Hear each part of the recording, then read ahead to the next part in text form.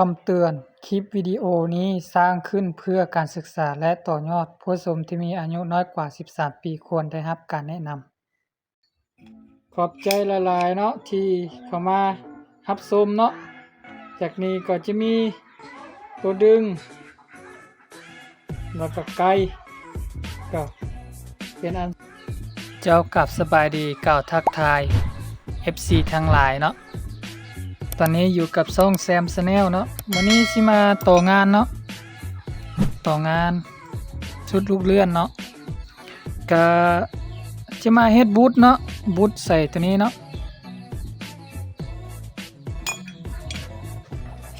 นี่เนาะเวลานั้นตัวนี้มันอยู่นี่จะเฮ็ดบูทสลักงัดขึ้นงัดลงเนาะตัวนั้นเนาะตัวคัดตัวนี้เนาะเดี๋ยวจะมาเนาะก่อนอื่นเราก็ต้องตัดบูทเนาะตัดมาแต่ว่าตอนนี้มันหูมันบ่ได้เนาะเดี๋ยวเราจะไปขึ้นเครื่องกึ่งเจาะเนาะเจาะให้มันได้ขนาดตัวนี้เนาะโอเคเดี๋ยวไปเจาะกันเนาะนี่นะเราจะเจาะด้วยเครื่องกึ่งเนาะก่อนอื่นเราต้องเปลี่ยนตัวนี้ก่อนเนาะตัวดันหมุนตัวนี้ออกก่อนเนาะคลายตัวนี้เนาะฮอตเวลานั้นมันจะมีบอลดันตัวใหม่ตัวนี้ออกเนาะ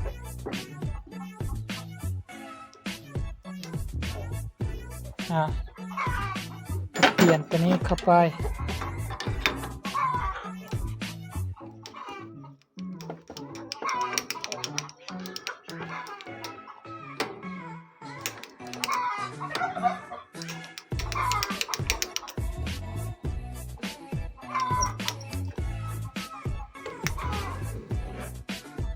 พร้อมเจาะเลยเนาะ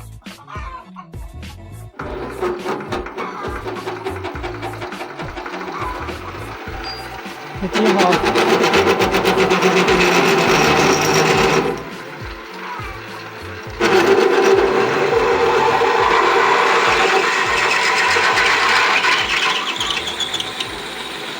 ค่อยๆเนาะค่อยๆดันเข้าไปเนาะ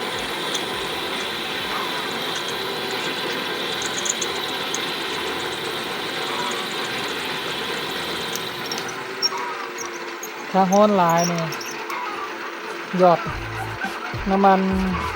หล่อเลื่อนไปหน่อยนึงเนาะน้ำมันกันฮ้อนเนาะ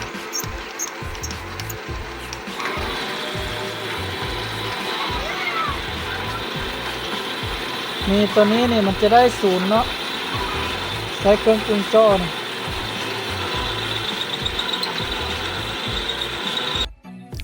หลังจากที่เราเจาะแล้วเนาะคัดแต่งให้มันพอดีนี้เลยเนาะ หลังจากนั้นเราก็ลองเอาสปริงออกแล้วลองใส่บ้างเนาะ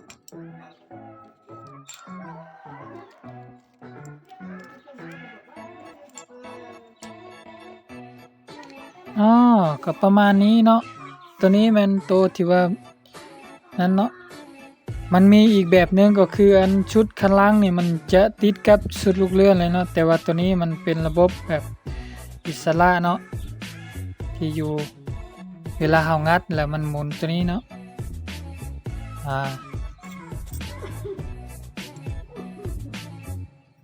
จากนั้นเฮาจะใส่สปริงเบิ่งเนาะลองใส่สปริงเข้าไปประมาณนี้เนาะ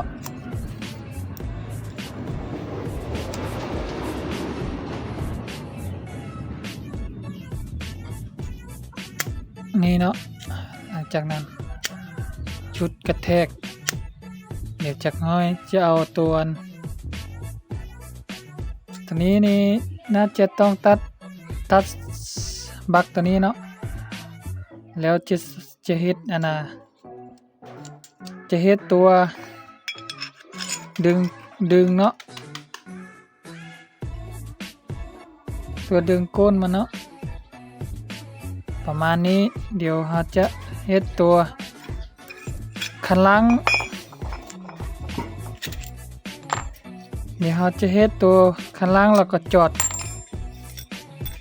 เสื่อมเนาะเสื่อมใส่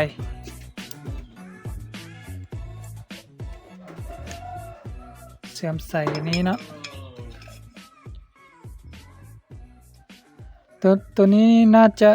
ต้องขยายลงมาอีกน้อยนึงเนาะเพื่อให้มันกว้างเนาะห้องฮับให้มันยึดแน่นเนาะเดี๋ยวไปเฮ็ดตัวคันลังเลยเนาะจักน้อยปิดจะบากอย่างนี้อีกน้อยนึงหลังจากนั้นเราจะตัดตัวนี้เนาะตัวนี้มันค่อนข้างจะยาวเนาะตัดออกแล้วก็จะเฮ็ดตัวดึงก้นเลยเนาะแล้วจะเจาะเฮ็ดไกลเนาะบัดนี้เราก็มาหาเหล็กเนาะหาเหล็กมาเพื่อเฮ็ดตัวนี้เนาะตัวไก่นี้บ่แม่นตัวไก่นะตัวงัดเนาะเดี๋ยวเราจะตัดประมาณ 4-5 เส้นนี่เนาะตัด 4-5 เส้น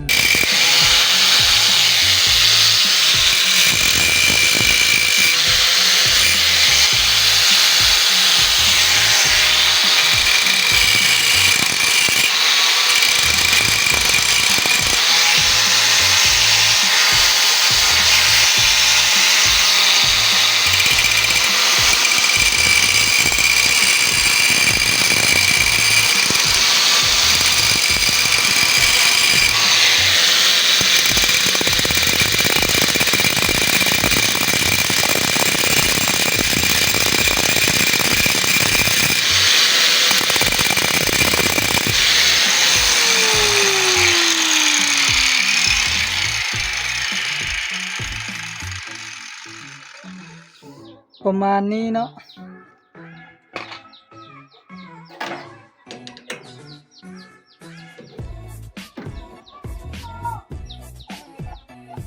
มันจะบ่มนปานใดนะเดี๋ยวจะเก็บรายละเอียดอีกน้อยนึงนะ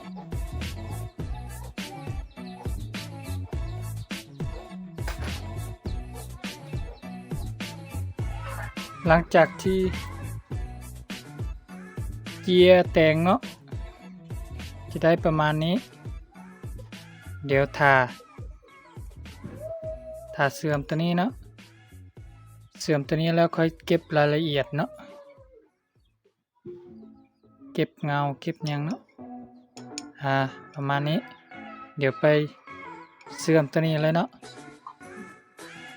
ไปต่อเลยเอาเนาะหลังจากที่เราเกียร์แต่งเป็นที่เรียบร้อยเนาะก็จะประมาณนี้เนาะสำหรับมื้อนี้โปรเจกต์มื้อนี้ถือว่าสำเร็จไปอีกคันนึงเนาะอันนี้ก็จะไปตัดคือตะกี้วาวแล้วนะ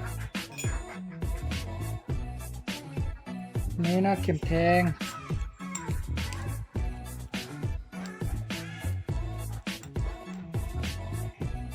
ลิงเข้าตัวนี้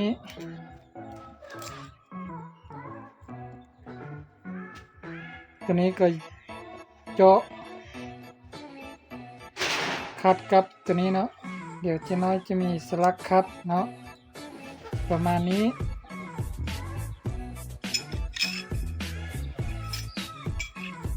เดี๋ยวมันก็จะอยู่ประมาณนี้เลย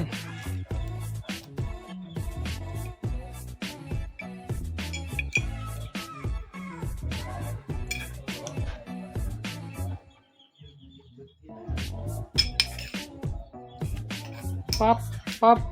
นี่ประมาณนี้เนาะ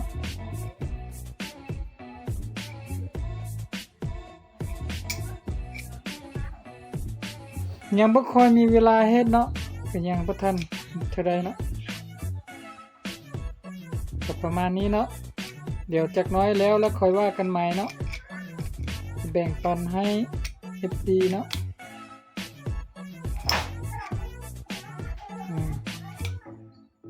ขอบใจหลายๆเนาะที่เข้ามารับชมเนาะจากนี้ก็จะมีตัวดึงแล้วก็ไก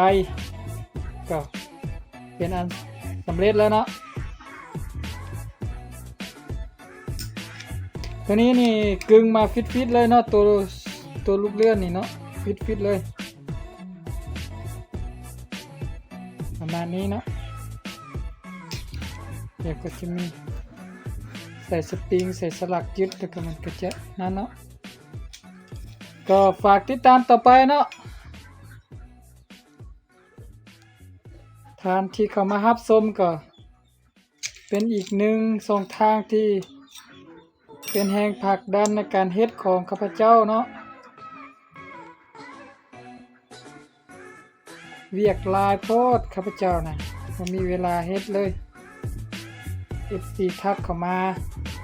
คอมเมนต์เข้ามาก็บ่ทันได้ตอบเนาะเพราะว่าเฮาเป็นคนชาวป่าชาวดอยเนาะเฮ็ดเวียกส่วนหลายเนาะเฮ็ดเวียกกันนะเพราะว่าบ่เฮ็ดก็บ่มีกินเนาะจำเป็นต้องเฮ็ดไปก่อนเนาะเฮ็ดเวียกอันนั้นไปก่อนเนาะแต่มีเวลาว่างแล้วค่อยมาเสริมอาชีพต่อเนาะเสริมเฮ็ดนี่เนาะก็ขอบอกขอบใจเนาะอีกทีนึงไปแล้วเด้อ